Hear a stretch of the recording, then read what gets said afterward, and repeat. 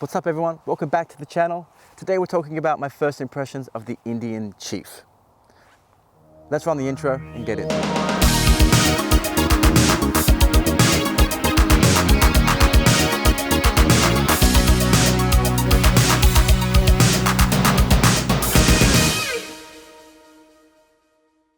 Alright, so to celebrate the 100 years since the Indian Chief was launched, Indian Motorcycle have relaunched the 2022 Indian Chief models. That includes the Indian Chief, the Chief Bobber, and the Chief Super something Super Chief? Chief Super? Super Chief? Chief Super Chief. It's a Chief that's super. Now it hasn't quite made its way to Australia yet, so I haven't been able to test ride it. I'm going to as soon as it lands. But what I want to do in this video is kind of give just my thoughts on what I'm seeing from other riders in America who are test riding it, and of course, what I can see on the spec sheet. And there's kind of one conclusion that I have. This bike's overhyped. Now here's the caveat. I really like Indian Motorcycle. This isn't one of those Harley rider who just bags everything else kind of thing. I really do like Indians. I initially wanted to buy an Indian when I bought my motorcycle. I went out, I rode all the Scouts, the Scout Bobbers, I rode all of the touring lines, the Springfields, the Chieftain Dark Horses. I rode them all, but I couldn't find a bike that was right for me. The Scout was too small, the touring was too big for what I wanted.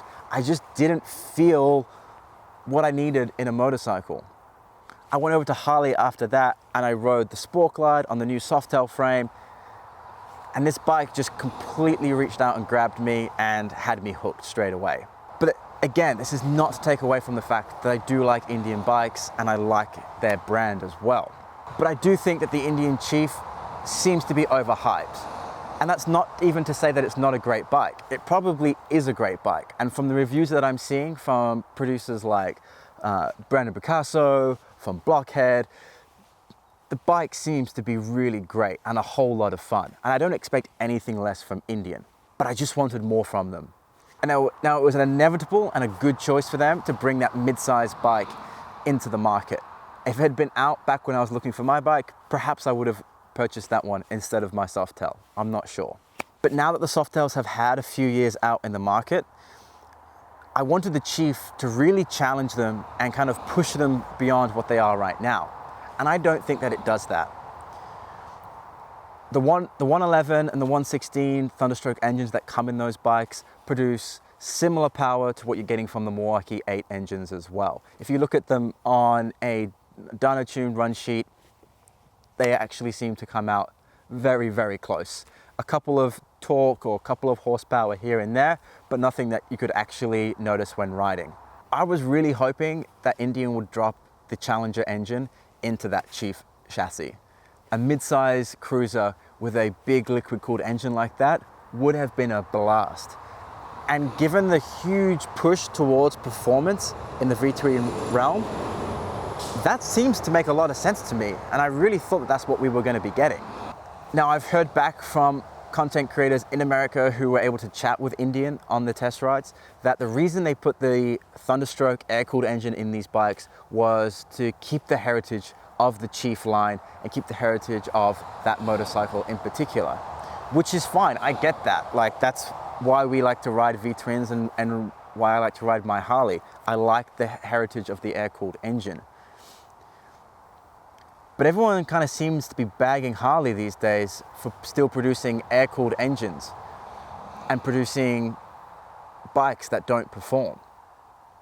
Indian goes and does it with their bike, and yet it seems to be one of the best bikes on the market right now, given all the positive reviews and comments I'm seeing. And again, it probably is a great bike. It just doesn't push the envelope the way I wanted to. The suspension doesn't seem to be anything to write home about. It's got piggybacks on the rear suspension. Dyna Bros are gonna love that, I get it. But as a stock bike, I'm not hugely fussed about exposed shocks. I just want a frame and suspension that's gonna work well, and they don't offer anything that my Harley Softail isn't gonna offer right now. The front suspension, to be honest, looks really tiny and just out of place on the motorcycle. And there's no adjustments available on either shock except for some preload in the rear. Again, that's the same that this Softail offers, but I thought Indian would go above and beyond and offer something that Softails don't already. Now what you have is a bike that is more expensive than the Harley Softail Street Bob, Softail Standard, and more competitive with bikes like the Sport Glide and the Lowrider S. So it really kind of leaves you in a position where, from my perspective, the only reason you'd buy the Indian is if you want an Indian and you want the Indian brand in your garage. It doesn't seem to pull Harley Davidson owners away from the brand and onto their bikes. Again, this is from my opinion, just looking at them in the marketplace right now and not actually test riding the bike. Perhaps this will change, but I don't think that there's going to be anything radically different between a Softail and the Chief when you put them out on the road. They're both going to have their pros and cons. Here's what I really would have loved to have seen from the Chief. I would love to have seen the Challenger engine in that bike. I would have loved to have seen fully adjustable suspension, front and rear, so that they could show Harley that, yeah, we can actually do this on V-twin bikes and people will want it. Adding dual discs to that criteria, and they would have had a bike that was a beast and would have, in my opinion, pushed a lot of Harley riders over onto that platform, particularly with that performance Harley movement that is really taking the dominant trend in the V-twin space right now. I personally would have had to have second guessed my bike if that bike came out. But instead, Indian played it conservative. They produced a air-cooled mid-size cruiser with the specs that we've all seen on bikes before. And that's fine. It's still probably a great bike.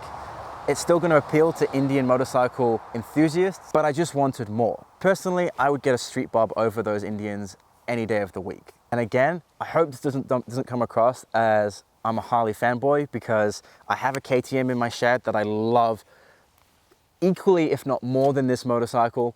I love Indian's FTR. I think the Challenger is an amazing bike. I just don't think the Chief delivered what I expected from Indian right now, the way the market is. But hey, maybe I'm wrong. Prove me wrong in the comments below, or let me know if you agree. I really want to know what everyone else thinks about this Indian Chief. Until then, ride safe, and I'll catch you on the next video. Peace.